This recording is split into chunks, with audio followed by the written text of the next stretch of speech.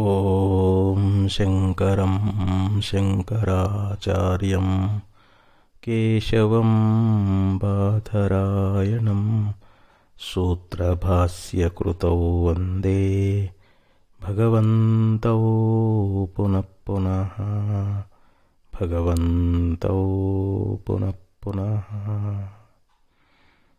ಶ್ರೀಮಚ್ಛಂಕರ ಭಗವತ್ಪಾದಾಚಾರ್ಯರ ಜಗದ್ಗುರು ಸಿದ್ಧಾರೂಢ ಮಹಾಸ್ವಾಮಿಗಳವರ ಜಗದ್ಗುರು ಭಾರತೀ ಅಪ್ಪಾಜಿಯವರ ಪವಿತ್ರ ಚರಣ ಅರವಿಂದಗಳಲ್ಲಿ ಅನಂತ ಕೋಟಿ ಶಿರಸಾಷ್ಟಾಂಗ ಪ್ರಣಾಮವನ್ನು ಸಲ್ಲಿಸುತ್ತೇನೆ.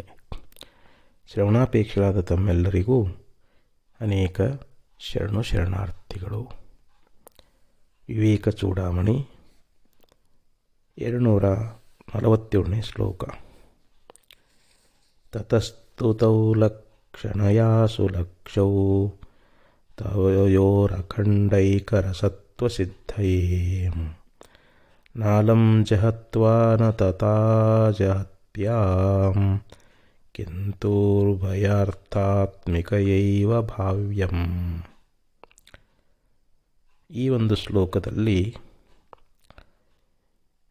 ಜೀವ ಪರಮಾತ್ಮರ ಒಂದು ಏಕತ್ವ ಜ್ಞಾನವನ್ನು ನಾವು ಮಾಡಬೇಕಾಗಿತ್ತು ಅಂತಂದರೆ ಇಲ್ಲಿ ಮಹಾವಾಕ್ಯದ ವಿಚಾರವನ್ನು ಮಾಡ್ತಾ ನಾವು ಲಕ್ಷಾರ್ಥದಿಂದಲೇ ಜೀವ ಪರಮಾತ್ಮರಲ್ಲಿ ಅಭೇದವನ್ನು ತಿಳ್ಕೊಳ್ಬೇಕು ಅಂತ ಹೇಳ್ತಾ ಇದ್ದಾರೆ.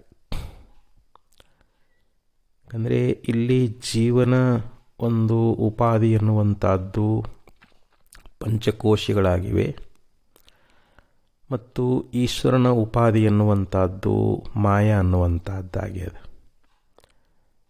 ಎಲ್ಲಿವರೆಗೆ ಉಪಾಧಿಗಳಿರ್ತಾ ಇದ್ದಾವೆ ಅಲ್ಲಿವರೆಗೆ ಜೀವ ಪರಮಾತ್ಮರಲ್ಲಿ ಒಂದು ಅಭೇದ ಅನ್ನುವಂಥದ್ದು ಸಿದ್ಧಿಯಾಗುವುದಿಲ್ಲ. ಪೂರ್ವದಲ್ಲಿ ಅದು ನಿರೂಪಣೆ ಮಾಡ್ಕೊಂಡು ಬಂದರು.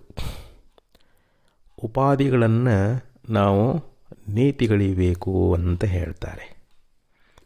ಎರಡೂ ಉಪಾಧಿಗಳನ್ನು ತೆಗೆದು ಹಾಕಿದಾಗ ಅಲ್ಲಿ ಒಂದು ಶುದ್ಧವಾದ ಒಂದು ಚೈತನ್ಯವೇ ಉಳಿತದ ಅಂಥೇಳಿ ಹೇಳ್ಕೊಂಡು ಬಂದರು. ಒಂದು ಉದಾಹರಣೆ ಹೇಳೋದಾದರೆ, ಒಂದಾನೊಂದು ಊರದೊಳಗೆ ಇಬ್ಬರು ಅಣ್ಣ ತಮ್ಮ ವಾಸ ಮಾಡಿಕೊಂಡಿದ್ರು.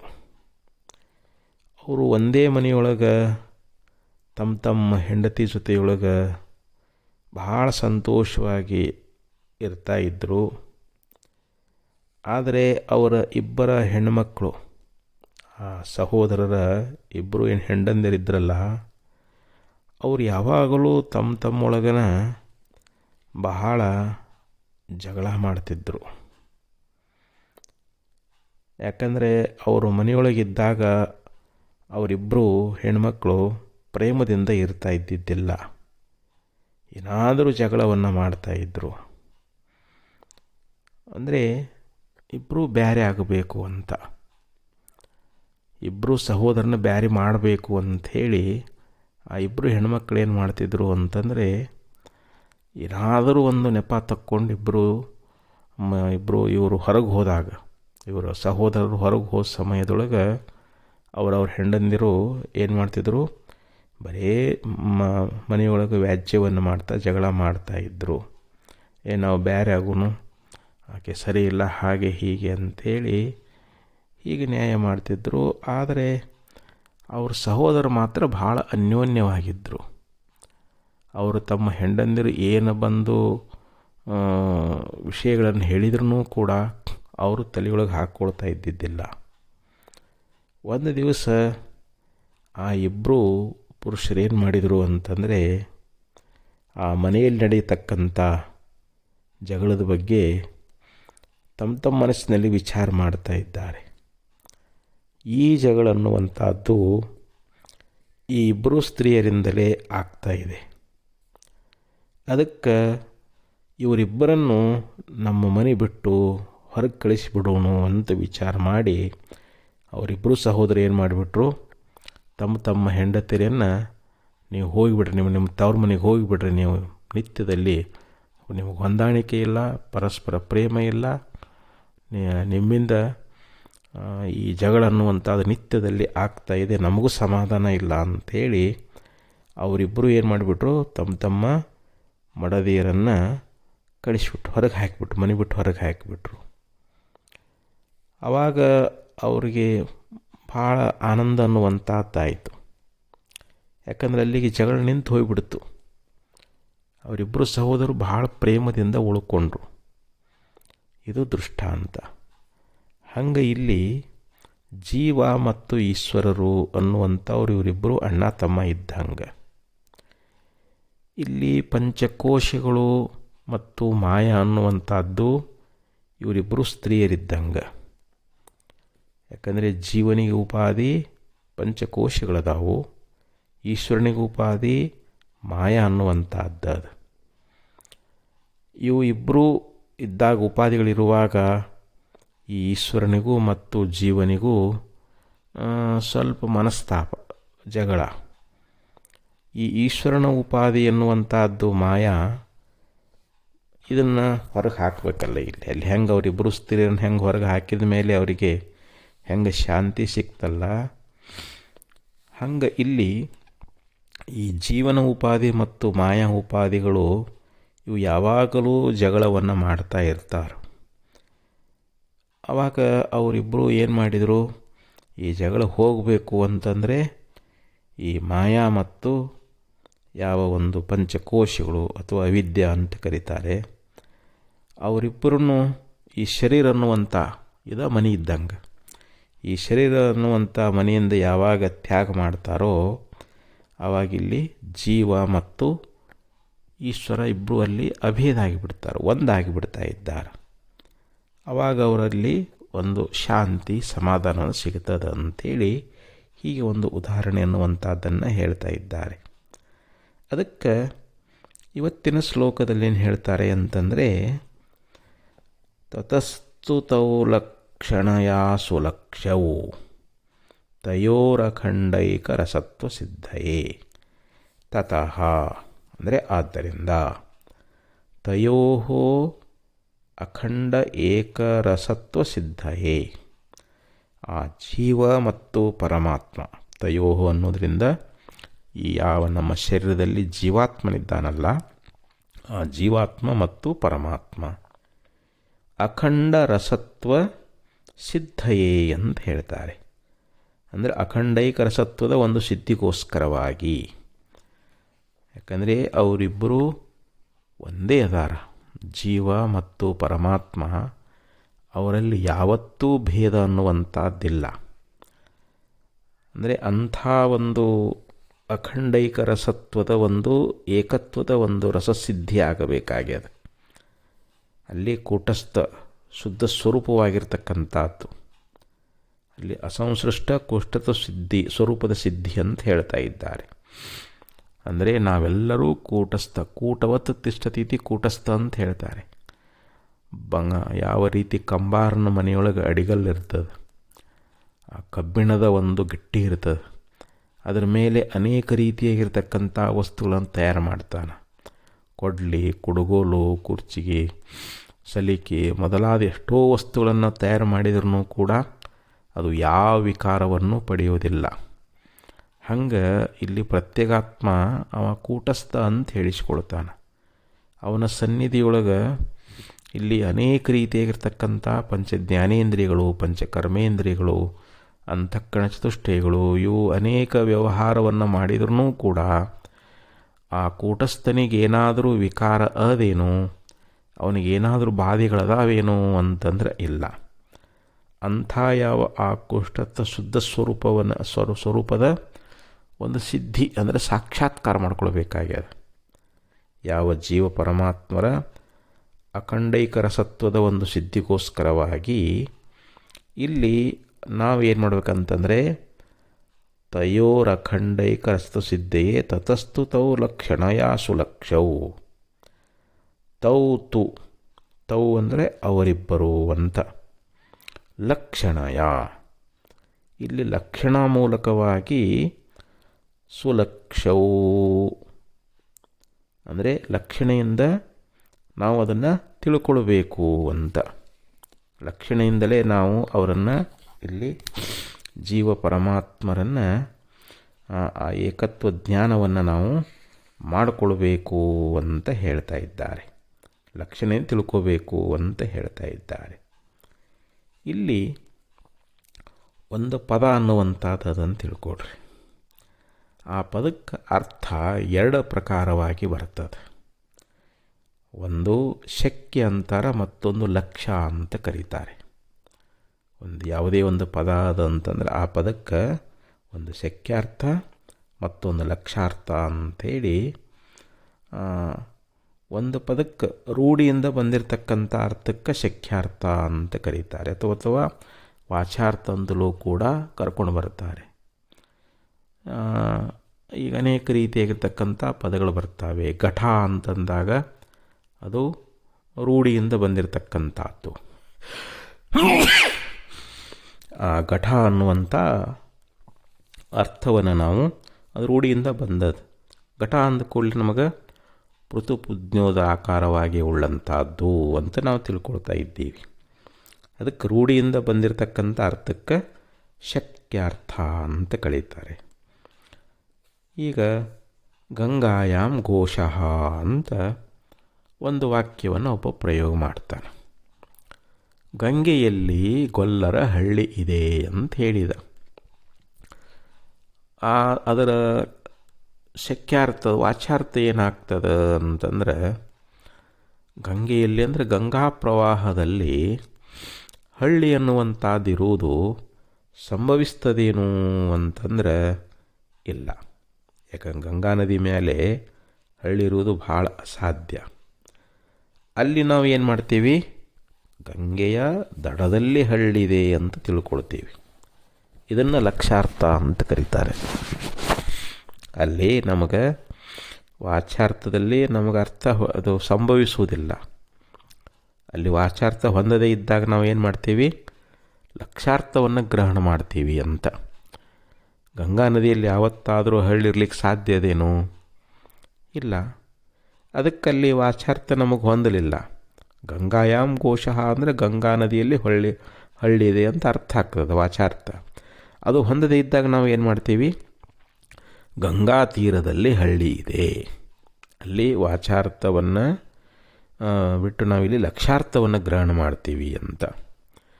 ಇಂಥ ಒಂದು ಲಕ್ಷಣ ಅನ್ನುವಂಥದ್ದು ಅದು ಮೂರು ಪ್ರಕಾರ ಅದ ಅಂತ ಹೇಳ್ತಾರೆ. ಒಂದು ಜಹತ್ ಲಕ್ಷಣ, ಇನ್ನೊಂದು ಅಜಹತ್ ಲಕ್ಷಣ, ಮತ್ತೊಂದು ಜಹತ್ ಅಜಹತ್ ಲಕ್ಷಣ. ಅದನ್ನೇ ಬಿಟ್ಟ ಲಕ್ಷಣ. ಜಹತ್ ಲಕ್ಷಣ ಅಂದರೆ ಬಿಟ್ಟ ಲಕ್ಷಣ, ಅಜಹತ್ ಲಕ್ಷಣ ಬಿಡದ ಲಕ್ಷಣ, ಜಹತ್ ಅಜಹತ್ ಲಕ್ಷಣ ಬಿಟ್ಟು ಬಿಡದ ಲಕ್ಷಣ ಅಂಥೇಳಿ ಇವು ಮೂರು ಪ್ರಕಾರ ಅದಾವೆ. ಅಂದರೆ ವಾಚಾರ್ಥವನ್ನು ಬಿಟ್ಟು ಬೇರೆ ಅರ್ಥವನ್ನು ಹೇಳುವುದಕ್ಕೆ ಜಹತ್ ಲಕ್ಷಣ ಅಂತ ಕರೀತಾ ಇದ್ದಾರೆ. ಇಲ್ಲಿ ವಾಚಾರ್ಥವನ್ನು ನಾವು ಬಿಡಬೇಕು, ಬೇರೆ ಅರ್ಥವನ್ನು ಗ್ರಹಣ ಮಾಡಬೇಕು. ಗಂಗಾಯಾಮ್ ಘೋಷ ಅನ್ನುವಾಗ ಗಂಗೆಯಲ್ಲಿ ಗೊಲ್ಲರ ಹಳ್ಳಿ ಇದೆ ಅಂತಂದಾಗ ಅಲ್ಲಿ ನಾವು ವಾಚಾರ್ಥವನ್ನು ಬಿಡ್ತೀವಿ. ಅಲ್ಲಿ ಬೇರೆ ಅರ್ಥವನ್ನು ಹೇಳ್ತೇವೆ. ಅಂದರೆ ಗಂಗಾ ತೀರ, ಗಂಗೆಯ ದಡದಲ್ಲಿ, ಗಂಗಾ ನದಿಯ ದಡದಲ್ಲಿ ಆ ಹಳ್ಳಿ ಇದೆ ಅಂತ ನಾವು ಯಾವ ರೀತಿಯಾಗಿ ತಿಳ್ಕೊಳ್ತೇವೋ ಇದಕ್ಕೆ ಜಹತ್ ಲಕ್ಷಣ ಅಂತ ಕರೀತಾರೆ. ಅಥವಾ ಇನ್ನೊಂದು, ನೀನು ವಿಷವನ್ನು ತಿನ್ನು, ವಿಷಂಭುಂಕ್ಷ್ವ ಅಂತ ಈ ರೀತಿ ಬಂದಾಗ, ಅಂದರೆ ಒಬ್ಬ ಶತ್ರುನ ಮನೆಯೊಳಗೆ ನೀನು ಊಟ ಮಾಡಬಾರ್ದು ಅನ್ನುವಂಥ ಅರ್ಥದೊಳಗೆ ಅಲ್ಲಿ ವಿಷವನ್ನು ತಿನ್ನು ಅನ್ಲಿಕ್ಕೆ ನಾವೇನು ಅರ್ಥ ಮಾಡ್ಕೋಬೇಕಲ್ಲಿ, ಅಲ್ಲಿ ವಿಷವನ್ನು ತಿಂದರೆ ಮನುಷ್ಯ ಸಾಯ್ತಾನ. ಅದಕ್ಕೆ ನೀನು ಶತ್ರು, ನಿಮ್ಮ ವೈರಿ ಯಾವದಾನಲ್ಲ ಅವನ ಮನೆಯೊಳಗೆ ನೀನು ಊಟ ಮಾಡಬಾರ್ದು ಅನ್ನುವಂಥ ಒಂದು ಅರ್ಥದಲ್ಲಿ ಅಲ್ಲಿ ತಿನ್ನು ಅನ್ನುವಂಥದ್ದು ಒಂದು ಪ್ರಯೋಗ ಅನ್ನುವಂಥದ್ದಾಗ್ಯದ. ಇನ್ನು ಅಜಹತ್ ಲಕ್ಷಣ, ಈಗ ಶೋಣೋಧಾವತಿ ಅಂತ ಒಂದು ಪ್ರಯೋಗ. ಶೋಣ ಅಂತಂದ್ರೆ ಏನಲ್ಲಿ ಕೆಂಪು, ಕೆಂಪು ಓಡುತ್ತದೆ ಅಂತ ಒಬ್ಬ ಪ್ರಯೋಗ ಮಾಡ್ತಾನೆ. ಕೆಂಪು ಬಣ್ಣ ಅನ್ನುವಂಥದ್ದು ಓಡುವುದು ಅಸಂಭವ. ಕೆಂಪು ಧ್ವಜವನ್ನು ಹಿಡಿದಿರತಕ್ಕಂಥ ಸೈನಿಕರು ಓಡುತ್ತಾರೆ ಅಂತ ನಾವಲ್ಲಿ ಅರ್ಥವನ್ನು ಮಾಡಬೇಕು. ಅಲ್ಲಿ ಬಿಳಿ ಓಡುತ್ತದೆ ಅಂತ ಹೇಳ್ತಾನೆ. ಅದರಲ್ಲಿ ಬಿಳಿ ಕುದುರೆ ಓಡುತ್ತದೆ ಅಂತ ಅಲ್ಲಿ ಅರ್ಥ. ಅಂದರೆ ಆ ಬಿಳಿ ಅನ್ನುವಂಥ ಅರ್ಥವನ್ನು ಬಿಡಲಾರದ ಅದಕ್ಕೆ ಸಂಬಂಧಪಟ್ಟಿರ್ತಕ್ಕಂಥ ಕುದುರೆಯನ್ನು ಯಾವ ರೀತಿಯಾಗಿ ಹೇಳ್ತಾ ಇದ್ದಾರೋ ಹಾಗೆ ಇಲ್ಲಿ ಶೋಣೋಧಾವತಿ ಎನ್ನುವಾಗ ಕೆಂಪು ಉಡುತ್ತದೆ ಅಂತಂದ್ರೇನು, ಆ ಕೆಂಪು ಅನ್ನುವಂಥ ಬಣ್ಣವನ್ನು ಬಿಡಲಾರ್ದ, ಕೆಂಪು ಧ್ವಜ ಅನ್ನುವಂಥ ಬಿಡಲಾರ್ದಂಗೆ ಅದನ್ನು ಹಿಡಿದಿರ್ತಕ್ಕಂಥ ಸೈನಿಕರು ಓಡುತ್ತಾರೆ ಅಂತ ನಾವು ಯಾವ ರೀತಿಯಾಗಿ ಅಲ್ಲಿ ವಾಚಾರ್ಥವನ್ನು ಬಿಡಲಾರ್ದಂಗೆ ಲಕ್ಷ್ಯಾರ್ಥವನ್ನು ಕಲ್ಪಿಸ್ತಕ್ಕಂಥದ್ದು. ಇನ್ನು ಮೂರನೇದು ಯಾವುದು, ಜಹತ್ ಅಜತ್ ಲಕ್ಷಣ ಅಂತ ಕರೀತಾರೆ. ಅಲ್ಲಿ ವಿರುದ್ಧವಾಗಿರ್ತಕ್ಕಂಥ ಭಾಗವನ್ನು ಬಿಟ್ಬಿಡಬೇಕು. ಅವಿರೋಧವಾಗಿರ್ತಕ್ಕಂಥ ಅಂಶವನ್ನು ನಾವಲ್ಲಿ ಗ್ರಹಣ ಮಾಡಬೇಕು ಅಂತ ಹೇಳ್ತಾರೆ. ಇದಕ್ಕೆ ಜಹತ್ ಅಜತ್ ಲಕ್ಷಣ ಅಂತ. ಹೀಗೆ ಇಲ್ಲಿ ಆ ಜೀವ ಪರಮಾತ್ಮರ ಅಖಂಡೈಕ ರಸತ್ವ ಸಿದ್ಧಿಗೋಸ್ಕರವಾಗಿ ನಾವು ಭಾಗತ್ಯಾಗ ಲಕ್ಷಣ ಮೂಲಕವಾಗಿ ತಿಳ್ಕೊಳ್ಬೇಕು ಅಂತ ಹೇಳ್ತಾರೆ. ಅದನ್ನು ಜಹತ್ ಲಕ್ಷಣದಿಂದಲಾಗಲಿ ಅಥವಾ ಅಜತ್ ಲಕ್ಷಣದಿಂದಲಾಗಲಿ ನಾವು ತಿಳ್ಕೊಳ್ಳಿಕ್ಕಾಗೋದಿಲ್ಲ. ಜಹತ್ ಅಜತ್ ಅನ್ನುವಂಥ ಈ ಉಭಯ ಸ್ವರೂಪವಾಗಿರ್ತಕ್ಕಂಥ ಲಕ್ಷಣದಿಂದಲೇ ಅದು ಸಿದ್ಧಿ ಅನ್ನುವಂಥದ್ದಾಗ್ತದೆ. ಭಾಗತ್ಯಾಗ ಲಕ್ಷಣ ಮೂಲಕವಾಗಿಯೇ ನಾವು ಜೀವ ಪರಮಾತ್ಮರ ಏಕತ್ವ ಜ್ಞಾನವನ್ನು ಮಾಡಿಕೊಳ್ಬೇಕಾಗ್ತದೆ ಅಂಥೇಳಿ ಇಲ್ಲಿ ನಮಗೆ ಆಚಾರ್ಯರು ಈ ಶ್ಲೋಕದಲ್ಲಿ ತಿಳಿಸ್ತಾ ಇದ್ದಾರೆ. ಅದಕ್ಕೆ ನಾಲಂ ಜಹತ್ಯ ನ ತಥಾ ಅಜಹತ್ಯ ಕಿಂತು ಉಭಯಾರ್ಥಾತ್ಮಿಕ ಯೈವ ಭಾವ್ಯಂ ಅಂತ ಹೇಳಿದರು. ಉಭಯಾರ್ಥಾತ್ಮಿಕಯ ಅಂದರೆ ಇಲ್ಲಿ ಉಭಯ ಸ್ವರೂಪವಾಗಿರುವಂಥದ್ದು, ಅಂದರೆ ಜಹತ್ ಅಜತ್ ಈ ರೀತಿ ಉಭಯ ಸ್ವರೂಪವಾಗಿರುವಂಥ ಲಕ್ಷಣೆಯಿಂದಲೇ ನಾವು ಭಾವ್ಯಂ ಅದನ್ನು ಅರ್ಥಕೊಳ್ಬೇಕು, ಅದನ್ನು ತಿಳ್ಕೊಳ್ಬೇಕು ಅಂತ ಹೇಳಿದರು. ಜಹತ್ ಅಥವಾ ಅಜಹತ್ ಲಕ್ಷಣ ತಿಳಲಿಕ್ಕೆ ಹೋದಾಗ ಅಲ್ಲಿ ಅಭೇದ ಅನ್ನುವಂಥದ್ದು ಸಿದ್ಧಿಸುವುದಿಲ್ಲ. ಜಹತ್ ಅಜತ್ ಲಕ್ಷಣ ಮೂಲಕವಾಗಿ ನಾವು ಅದನ್ನು ತಿಳ್ಕೊಳ್ಬೇಕು ಅನ್ನುವಂಥ ಮಾತನ್ನು ಈ ಶ್ಲೋಕದಲ್ಲಿ ಹೇಳ್ಕೊಂಡು ಬಂದು ಮತ್ತೆ ಮುಂದಿನ ಶ್ಲೋಕದಲ್ಲಿ ನಮಗೆ ಉಪದೇಶ ಮಾಡ್ತಾ ಇದ್ದಾರೆ. ಮುಂದಿನ ಶ್ಲೋಕದಲ್ಲಿ ಆಚಾರ್ಯರು ಈ ಜೀವ ಪರಮಾತ್ಮರ ಒಂದು ಏಕತ್ವ ಜ್ಞಾನವನ್ನು ನಮಗೆ ಭಾಗತ್ಯಾಗ ಲಕ್ಷಣ ಮೂಲಕವಾಗಿ ಉಪದೇಶ ಮಾಡ್ತಾ ಇದ್ದಾರೆ. ಅದಕ್ಕೆ ಅವರು ಹೇಳ್ತಾ ಇದ್ದಾರೆ, ಸ ದೇವದತ್ತೋಯಮಿತೀಹ ವೈಕತಾ ವಿರುದ್ಧ ಧರ್ಮಾಂಶಮಪಾಸ್ಯ ಕಥ್ಯತೆ ಯಥಾ ತಥಾ ತತ್ವಮಸೀತಿ ವಾಕ್ಯೇ ವಿರುದ್ಧ ಧರ್ಮಾನುಭಯತ್ರ ಹಿತ್ವಾ ಸಂಲಕ್ಷ್ಯ ಚಿನ್ಮಾತ್ರತಯಾ ಸದಾತ್ಮನೋ ಅಖಂಡ ಭಾವ ಪರಿಚೀಯತೆ ಬುಧೈಃ ಏವಂ ಮಹಾವಾಕ್ಯಶತೇನ ಕಥ್ಯತೆ ಬ್ರಹ್ಮಾತ್ಮನೋರೈಕ್ಯಮಖಂಡ ಭಾವಃ. ಸಹ ಅಯಂ ದೇವದತ್ತಃ ಅಯಂ ಇತಿಹ ವೈಕತಾ ಅಂತ ಹೇಳ್ತಾರೆ. ಆ ದೇವದತ್ತನೇ ಇವನು ಅಂತ. ಸಹ ಅಯಂ ದೇವದತ್ತಃ, ಸಹ ಅಂದರೆ ಅಲ್ಲಿ ಈಗೊಬ್ಬನೊಬ್ಬ ದೇವದತ್ತ ಅನ್ನುವಂಥ ಒಬ್ಬ ಬಾಲಕ ಒಂದು ಗ್ರಾಮದಲ್ಲಿ ವಾಸ ಮಾಡಿಕೊಂಡಿದ್ದ. ಅವನಿಗೆ ಬಾಲ್ಯದಲ್ಲಿ ವೈರಾಗ್ಯ ಅನ್ನುವಂಥದ್ದು ಬಂತು. ಅವನು ಕಾಶಿಪಟ್ಟಣಕ್ಕೆ ಹೋದ. ಅಲ್ಲಿ ಸುಮಾರು 12 ವರ್ಷಗಳ ಪರ್ಯಂತರವಾಗಿ ವೇದಾಧ್ಯಯನವನ್ನು ಮಾಡಿದ, ವೇದಾಂತ ಗ್ರಂಥಗಳ ಅಧ್ಯಯನ ಮಾಡಿದ. ಮಹಾನ್ ಪಂಡಿತನಾದ, ಮಹಾನ್ ಜ್ಞಾನಿಯಾದ. ಈಗ ದೊಡ್ಡ ಮಹಾತ್ಮ. ಅವಾಗಿನ್ನೂ ಬಾಲ್ಯಾವಸ್ಥೆ ಇತ್ತು, ಈಗ ಒಳ್ಳೆ ಯೌವನಾವಸ್ಥೆ. ಆ ಊರನವರು ಒಂದು 10-12 ವರ್ಷ ಬಿಟ್ಟು ಆ ಕಾಶಿ ಯಾತ್ರೆಗೆ ಹೋಗಿದ್ದರು. ಆವಾಗ ಆ ಪಂಡಿತ ಅಲ್ಲಿ ಒಂದು ಆಶ್ರಮವನ್ನು ಮಾಡಿಕೊಂಡು ವಾಸ ಮಾಡಿಕೊಂಡಿದ್ದ. ಅವರು ಕಾಶಿಯನ್ನು ನೋಡ್ತಾ ನೋಡ್ತಾ ಅಲ್ಲಿ ಆಶ್ರಮಕ್ಕೆ ಹೋಗ್ತಾ ಇದ್ದಾರೆ. ಹೋದಾಗ ಆ ಯಾವ ಯತಿಯನ್ನು, ಆ ಯೋಗಿಯನ್ನು, ಆ ಮಹಾತ್ಮನನ್ನು ಕಂಡು ಅವರಿಗೆ ಸಂಶಯ ಬಂತು. ನಮ್ಮೂರೊಳಗಿದ್ನಲ್ಲ ಆ ದೇವದತ್ತನೇ ಈ ದೇವದತ್ತ, ಅವನೇ ಇವನು ಅಂತ. ಈ ರೀತಿಯಾಗಿ ಇಲ್ಲಿ ನಮಗೇನಾಗ್ತದೆ ಅಂತಂದರೆ ಹೇಳ್ತಾರೆ, ಸ ದೇವದತ್ತ ಅಯಮ್ಮಿತಿ ಇಹ ವೈಕತಾ ಇತಿ ಹ ವಾ. ಈ ವಾಕ್ಯದಲ್ಲಿ ಅಂದರೆ ಯಾವುದು, ಸ್ವಯಂ ದೇವದತ್ತ ಸಹ ಅಯಂ ದೇವದತ್ತ ಅನ್ನುವಂಥ ಏನು ವಾಕ್ಯ ಐತಲ್ಲ, ಅಂದರೆ ಆ ದೇವದತ್ತನೇ ಇವನು ಅನ್ನುವಂಥ ವಾಕ್ಯದಲ್ಲಿ ವಿರುದ್ಧ ಧರ್ಮಾಂಶಂ ಅಪಾಸ್ಯ ಅಂತ ಹೇಳ್ತಾರೆ. ಇಲ್ಲಿ ವಿರುದ್ಧವಾಗಿರ್ತಕ್ಕಂಥ ಧರ್ಮ ಭಾಗವನ್ನು ನಾವು ಬಿಡಬೇಕು. ಯಾಕಂದರೆ ಇಲ್ಲಿ ಏನು ವಿರುದ್ಧ ಧರ್ಮಗಳು ಅಂತಂದರೆ, ಅಲ್ಲಿದು ಊರು, ಹುಟ್ಟಿದ ಊರು, ಈಗಿದು ಕಾಶಿ ದೇಶ. ಆ ಕಾಲನ ಬೇರೆ, ಅದು ಭೂತಕಾಲ, ಈಗಿದು ವರ್ತಮಾನ ಕಾಲ. ಮತ್ತು ಅವಾಗಿನ್ನೂ ಬಾಲಕ, ಈಗ ಪಂಡಿತ, ಈಗ ಒಳ್ಳೆ ಯುವಕನಾಗಿದ್ದಾನೆ ನೋಡಿರಿ. ಈಗೆಲ್ಲ ಜಟಾಜುಟನ್ನು ಬಿಟ್ಟಿದ್ದಾನೆ. ಹೀಗೆ ಇಲ್ಲಿ ವಿರೋಧ ಅನ್ನುವಂಥದ್ದು ಬರ್ತದಲ್ಲಿ. ಆ ದೇಶ, ಈ ದೇಶ, ಆ ಕಾಲ, ಈ ಕಾಲ, ಆಗಿನ ವಯಸ್ಸು, ಈಗಿನ ವಯಸ್ಸು, ಇವೆಲ್ಲ ಇಟ್ಟುಕೊಂಡಾಗ ಅಲ್ಲಿ ಅವನೇ ಇವನು ಅನ್ನುವಂಥದ್ದು ಸಂಭವಿಸ್ತದೇನು ಅಂತಂದರೆ ಇಲ್ಲ. ಆ ವಿರುದ್ಧವಾಗಿರ್ತಕ್ಕಂಥ ಆ ಧರ್ಮಗಳ ಭಾಗವನ್ನು ನಾವಲ್ಲಿ ಬಿಡಬೇಕಾಗ್ತದೆ. ಆ ದೇಶನ ಬಿಡಬೇಕು, ಈ ದೇಶನ ಬಿಡಬೇಕು, ಆ ಕಾಲನ ಬಿಡಬೇಕು, ಈ ಕಾಲನ ಬಿಡಬೇಕು.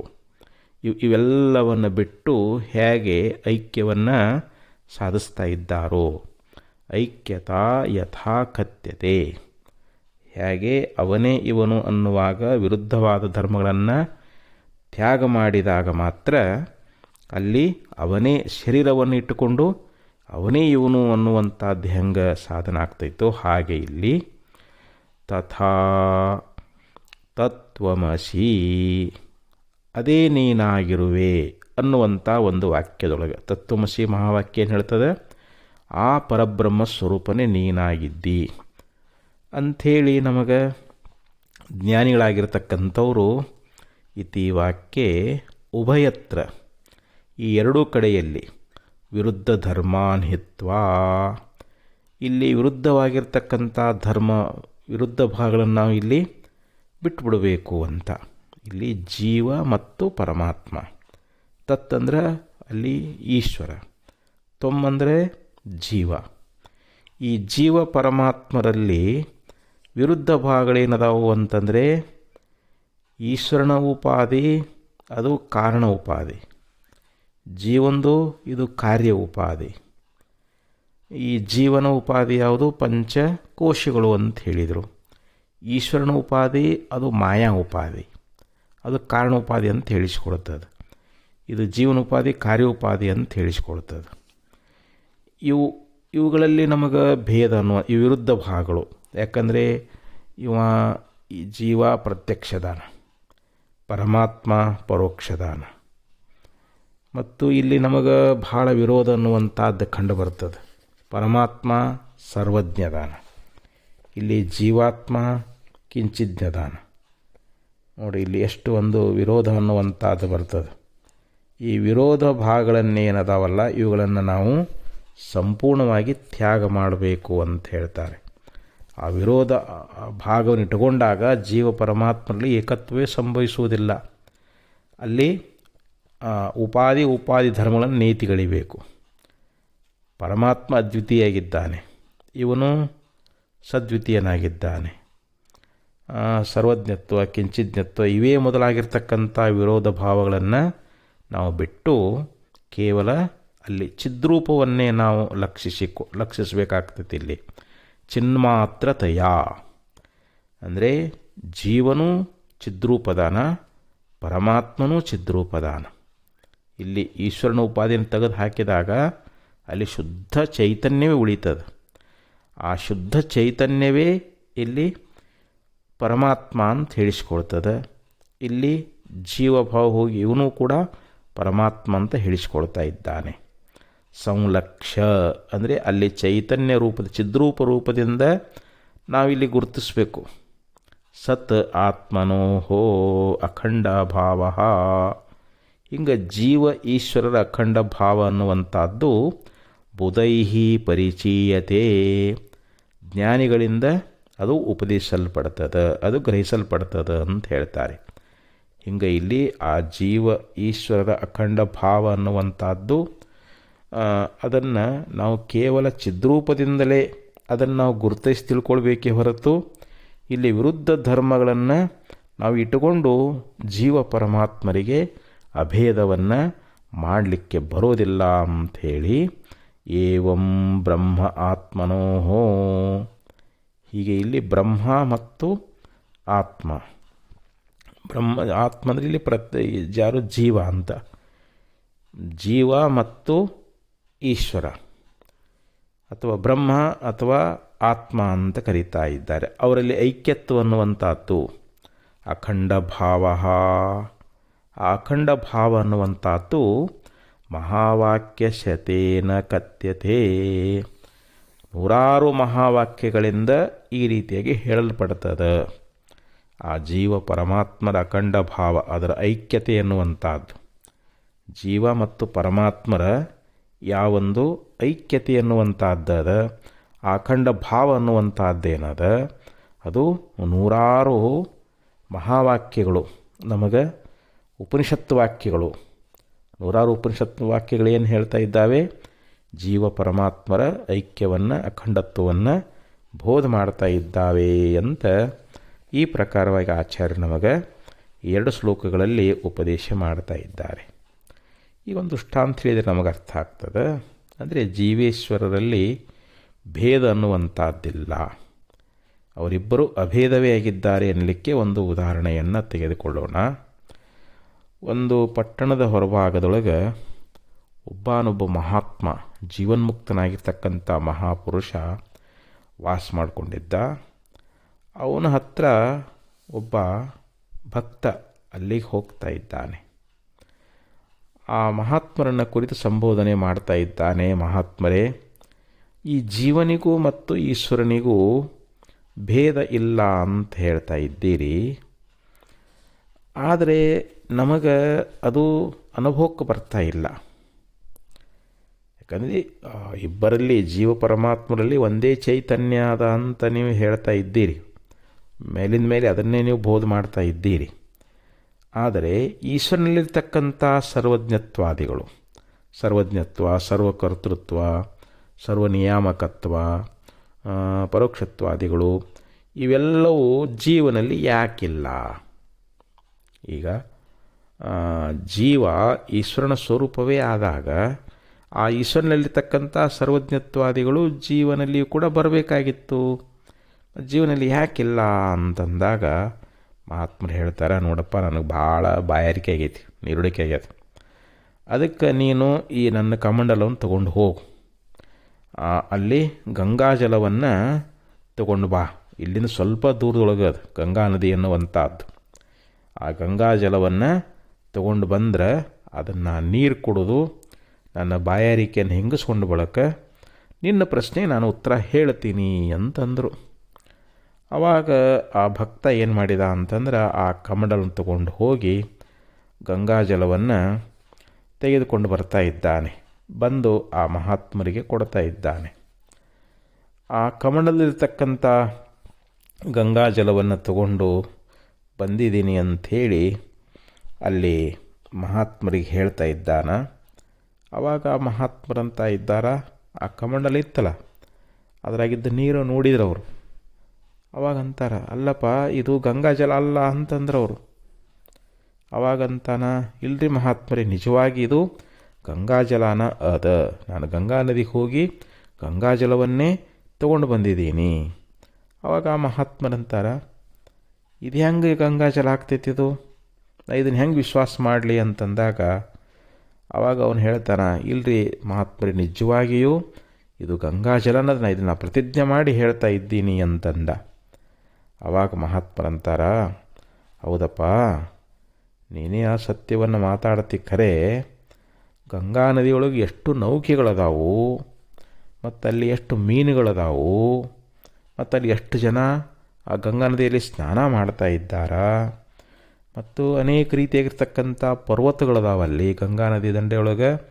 ಅನೇಕ ಗಿಡ ಮರ ಪರ್ವತಗಳದಾವು ಮತ್ತು ಅನೇಕ ಗ್ರಾಮಗಳು ಅದ್ರ ದಂಡೆಯೊಳಗದಾವು. ಆದರೆ ಅವುಗಳಿರ್ತಕ್ಕಂಥ ಒಂದು ವಸ್ತುನೂ ಕೂಡ ಇದ್ರೊಳಗೆ ಕಂಡು ಬರ್ತಾ ಇಲ್ವಲ್ಲ. ನೀ ತಂದ ನೀರಿನೊಳಗೆ ಅದು ಕಂಡು ಬರ್ತಾ ಇಲ್ಲ. ಆದ್ದರಿಂದ ಇದು ಗಂಗಾಜಲ ಅಂತ ನಾನು ಹೆಂಗೆ ನಂಬಬೇಕು ಅಂತಂದಾಗ ಆವಾಗ ಭಕ್ತ ಹೇಳ್ತಾ ಇದ್ದಾನೆ, ಮಹಾತ್ಮರೇ, ತಾವು ಹೇಳಿರ್ತಕ್ಕಂಥ ಅದು ಗಂಗಾ, ಅದು ಪ್ರವಾಹ, ಅದು ಭಾಳ ದೊಡ್ಡದದು. ಅದು ದೊಡ್ಡದಾಗಿರುವುದರಿಂದ ಅದರ ತಟಾಕದ ಮೇಲೆ ದಂಡಿ ಮೇಲೆ ಎಷ್ಟೋ ಗ್ರಾಮಗಳು ಅದಾವು. ಆದರೆ ಈ ಕಮಂಡಲ ಅನ್ನುವಂಥದ್ದು ಏನದ ಅಂತಂದರೆ ಇದು ಭಾಳ ಚಿಕ್ಕದದು. ಇದು ಚಿಕ್ಕದಿರುವುದರಿಂದ ಆ ಗಂಗಾ ಒಂದು ಪ್ರವಾಹ ಅನ್ನೋದ್ರಿಂದ ಅಲ್ಲಿ ಸಾಮಾನ್ಯರು ಕೂಡ ಏನು ಮಾಡ್ತಾ ಇದ್ದಾರೆ, ಈಗ ಅದರಲ್ಲಿರ್ತಕ್ಕಂಥ ನೀರನ್ನು ತೊಗೊಂಡು ಬಂದಿದ್ದೀನಿ, ಈಗ ಅದನ್ನು ನಾವು ವಿಭಾಗ ಮಾಡೋಕ್ಕೆ ಆಗೋದಿಲ್ಲ. ಅವೆಲ್ಲ ಹಿಂಗೆ ಇರ್ಲಿಕ್ಕೆ ಹೆಂಗೆ ಸಾಧ್ಯ ಅದ? ಸಾಮಾನ್ಯವಾಗಿ ಅಲ್ಲಿರ್ತಕ್ಕಂಥ ಗಂಗಾ ನದಿಯೊಳಗೆ ಮೀನುಗಳಾಗಲಿ ಅವೆಲ್ಲ ಇದು ಚಿಕ್ಕದು ಇರುವುದರಿಂದ ಇದರೊಳಗೆ ಮೀನುಗಳು ಇರೋಕ್ಕೆ ಸಾಧ್ಯವಿಲ್ಲ ಅಂತ ಹೇಳ್ತಾ ಇದ್ದಾನೆ. ಅಂದ್ರೇನು, ವಿಚಾರ ಮಾಡಿ ನೋಡಿದ್ರೆ ಆ ಗಂಗಾ ಜಲ ಎಷ್ಟು ಮಧುರ ಅದ, ಎಷ್ಟು ಸಿಹಿ ಅದ, ಅದು ಇದರೊಳಗೆ ಅದ ಅಂತ. ಈ ನಾ ತಂದಿರ್ತಕ್ಕಂಥ ನೀರಿನೊಳಗೆ ಅಷ್ಟೇ ಮಾಧುರ್ಯ ಅನ್ನುವಂಥದ್ದು ಅದ. ಯಾಕಂದರೆ ಇಲ್ಲಿ ಕಮಂಡಲ ಅನ್ನುವಂಥ ಚಿಕ್ಕದಿರುವುದರಿಂದ ಇಲ್ಲಿ ಮೀನುಗಳಾಗಲಿ ಯಾವ ಇರಲಿಕ್ಕೆ ಸಾಧ್ಯವಿಲ್ಲ ಅಂತ ಈ ಪ್ರಕಾರವಾಗಿ ಹೇಳಿದ. ಅಂದರೆ ಇದು ಗಂಗಾಜಲ ಅನ್ನೋದರಲ್ಲಿ ಸ್ವಲ್ಪ ಆದರೂ ಸಂಶಯ ಐತೇನೋ ಅಂತಂದರೆ ಇಲ್ಲ ಅಂತ. ಇದನ್ನು ಗುರುಗಳು ಕೇಳ್ತಾರೆ, ನೋಡಪ್ಪ ಇದು ಗಂಗಾಜಲ ಅಂತ ಒಪ್ತೀನಂತ. ಹೌದು ರೀ ಗುರುಗಳೇ, ಇದು ನಿಜವಾದ ಗಂಗಾಜಲವೇ ಅಂತ ಹೇಳಿದ. ಯಾಕಂದರೆ ಅದರಲ್ಲಿರ್ತಕ್ಕಂಥ ಮಾಧುರ್ಯ, ಆ ಗಂಗಾ ನದಿಯಲ್ಲಿರ್ತಕ್ಕಂಥ ಒಂದು ಸಿಹಿ ಮಾಧುರ್ಯ ಈ ಜಲದಲ್ಲಿ ಕೂಡ ಇರುವುದರಿಂದ ಅದೇ ನೀರಿದು ಅಂತ ಅವನಿಗೆ ಹೆಂಗೆ ನಿಶ್ಚಯ ಜ್ಞಾನ ಆಯಿತೋ ಹಾಗೆಯೇ ಇಲ್ಲಿ ಜೀವೇಶ್ವರಲಿಯೂ ಕೂಡ ನಾವು ತಿಳ್ಕೊಳ್ಬೇಕು. ಜೀವನ ಉಪಾಧಿ ಯಾವ ಅಂತಃಕರಣ ಅನ್ನುವಂಥದ್ದು ಅದು ಸಾಮಾನ್ಯವಾಗಿದೆ. ಈಶ್ವರನ ಉಪಾಧಿ ಎನ್ನುವಂಥದ್ದು ಮಾಯಾ, ಅದು ಮಹದ್ರೂಪವಾಗಿರತಕ್ಕಂಥದ್ದು, ಅದು ಬ್ರಹ್ಮಾಂಡವನ್ನೆಲ್ಲ ವ್ಯಾಪಿಸಿಕೊಂಡದು. ಆದ್ದರಿಂದ ಈಶ್ವರನಲ್ಲಿ ಆ ಮಾಯಾ ಉಪಾಧಿ ಮೂಲಕವಾಗಿ ಸರ್ವಜ್ಞತ್ವಾದಿಗಳು ಬಂದಾವು. ಆದರೆ ಜೀವನಲ್ಲಿ ಅವು ಇಲ್ಲ. ಯಾಕಂದರೆ ಜೀವನೂ ಸುಖರೂಪದಾನ ಮತ್ತು ಇಲ್ಲಿ ಪರಮಾತ್ಮನೂ ಸುಖ ಸ್ವರೂಪದಾನ. ಇವು ಮಾತ್ರ ಸಮತ್ವ. ಆ ಸುಖರೂಪತ್ವ ಅನ್ನುವಂಥದ್ದು ಜೀವ ಮತ್ತು ಪರಮಾತ್ಮನಲ್ಲಿರುವುದರಿಂದ ಇವನು ನಿತ್ಯ ಚೇತನ ಸ್ವರೂಪದಾನ ಅಂತ. ಆದ್ದರಿಂದ ಇಲ್ಲಿ ಜೀವೇಶ್ವರಲ್ಲಿ ಸ್ವಲ್ಪ ಆದ್ರೂ ಕೂಡ ಭೇದ ಅನ್ನುವಂಥದ್ದು ಇಲ್ಲ ಅಂಥೇಳಿ ಈ ಪ್ರಕಾರವಾಗಿ ಗುರುಗಳು ಬೋಧ ಮಾಡಿದರು. ಆವಾಗ ಅವನಿಗೆ ಅಭೇದ ಜ್ಞಾನ ಅನ್ನುವಂಥದ್ದುಂಟಾಗಿ ಅವನು ಆನಂದವನ್ನು ಹೊಂದಿದ ಅಂಥೇಳಿ ಹಿಂಗೊಂದು ದೃಷ್ಟಾಂತ ಅನ್ನುವಂಥದ್ದು ಬರ್ತದೆ. ಅದಕ್ಕೆ ಅಂಥ ಸ್ವರೂಪವನ್ನು ನಾವೆಲ್ಲ ತಿಳ್ಕೊಂಡು ಧನ್ಯರಾಗೋಣ ಅಂತ ಹೇಳ್ತಾ ಈ 7 ಕಲ್ಪಿಸಿ ವಿರಮಿಸ್ತಾ ಇದ್ದೇನೆ. ಓಂ ತತ್ಸತ್.